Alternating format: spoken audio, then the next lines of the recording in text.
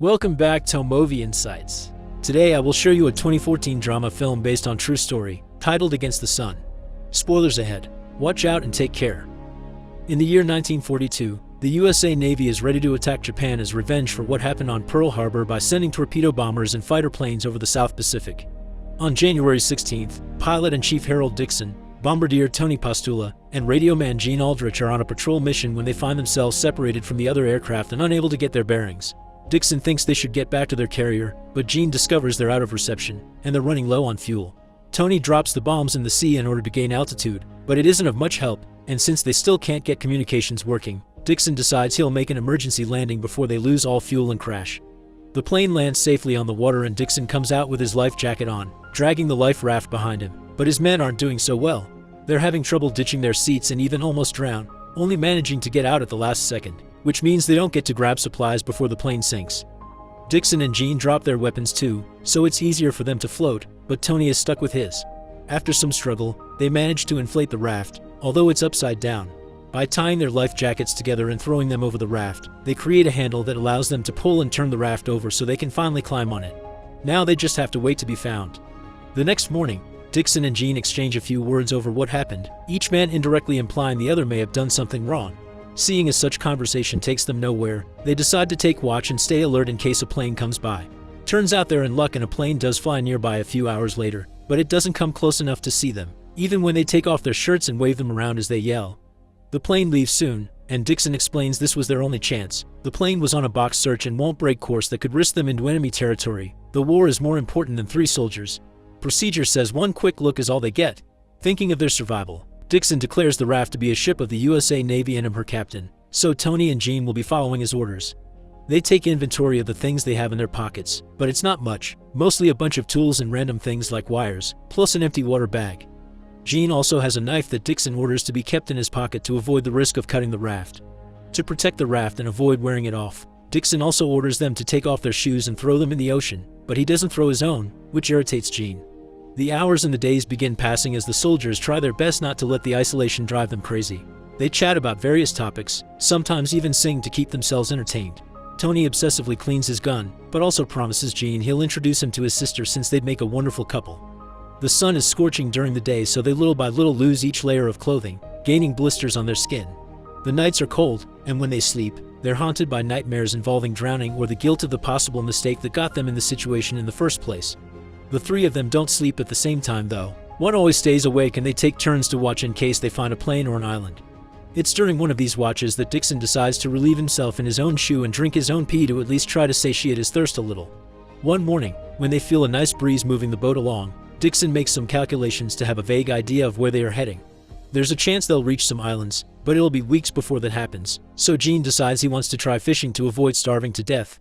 With some wire and cord, they make a hook that they throw into the sea, but whatever bites is strong.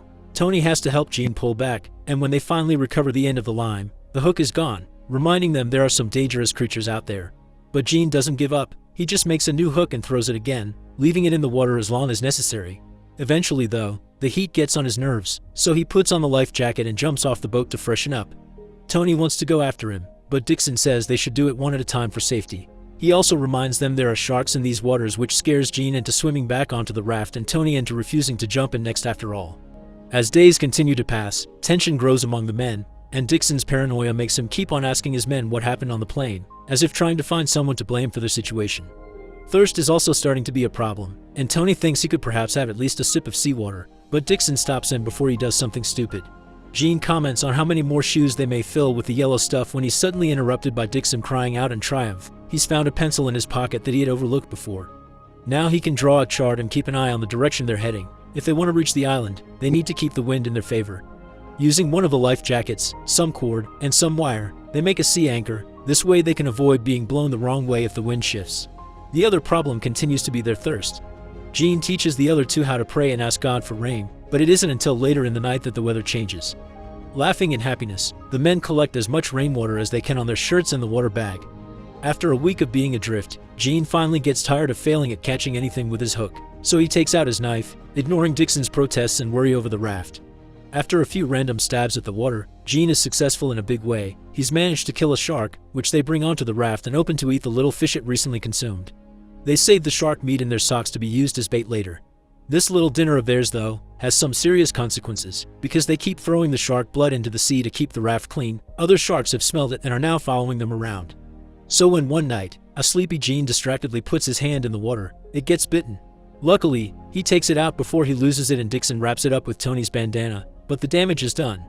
2 weeks since the accident have passed, and while they haven't gotten another catch like the shark, they do get one more day of rain to refill their water bag. Hope is starting to be hard to keep, and Tony begins looking at his gun with some depressing thoughts in mind. Gene takes it from him just in time when a bird lands on their raft and shoots it, causing the body to fall into the ocean. Dixon wastes no time jumping in to recover it, but the bird's blood has gotten the attention of a shark as well. The boys try to shoot it, but the gun gets jammed, so Dixon has no choice but to swim as fast as he can. Luckily, he makes it back to the raft before he gets caught, and now they have bird meat to eat, which Dixon thinks tastes like chicken. Since the gun can't be used anymore, Tony throws the bullets in the ocean, sad over what a sign of defeat this could be taken as. On the morning of day 20, Dixon wakes up to discover all 3 of them have been sleeping, so there's been no watch. Gene thinks it's not worth the trouble. It's been 2 days with no wind and the islands aren't coming any closer.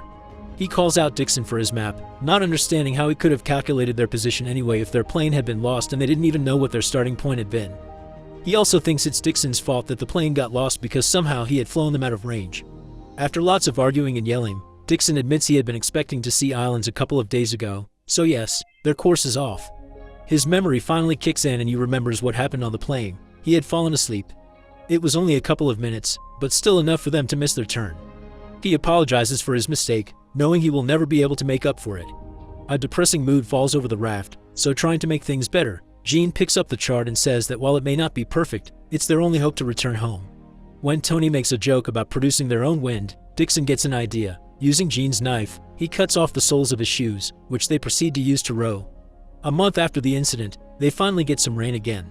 Except this isn't average rain, it's a full raging storm with lightning included. The waves grow high and aggressive, and they end up turning the raft over. The men fall in the water and lose the few tools they had, including their rowing shoes, but the raft is more important. They find each other by holding onto it, and together with the help of the wind, they flip the raft back on position before climbing on it, huddling close for warmth until the storm passes. The rain is gone in the morning, but the men are too tired to do anything else other than laying down. Having lost all hope, their conversation turns depressing. They discuss what to do with the body if one of them dies, since it could be food, remember the people at home that believe them to be dead, and make Dixon cry when Tony and Jen say they wouldn't have sent him to court-martial for his mistake. Tired of this somber mood and thinking they've come too far to give up now, Tony convinces his friends to row with their hands to at least go down trying. This tires them out so much that Dixon does what he said they wouldn't, which is drinking seawater, and Tony falls asleep so deeply that for a moment they believe him to be dead. Suddenly, Gene sits up when he sees something green in the distance. They've finally found an island. Desperate enough not to care if it's taken by the enemy and with tears in their eyes, the men begin rowing with their hands until they reach the shore waves that push them the last stretch of the way onto the beach. The 3 of them land on the sand safely, and as soon as they see 2 shacks nearby, they make their way there on shaky legs. This landing happens on February 20th, after 34 days spent lost at sea and sailing their raft for more than 1,000 miles. After they get rescued, Dixon is awarded the Navy Cross for leading his crew into safety but never flies another combat mission again. Because of his injuries, Tony can't pursue the Navy as a career as he wanted, and when he dies in 1986, his ashes are scattered at sea. Gene serves out the war as a radio man, and in 1946, he marries Tony's sister.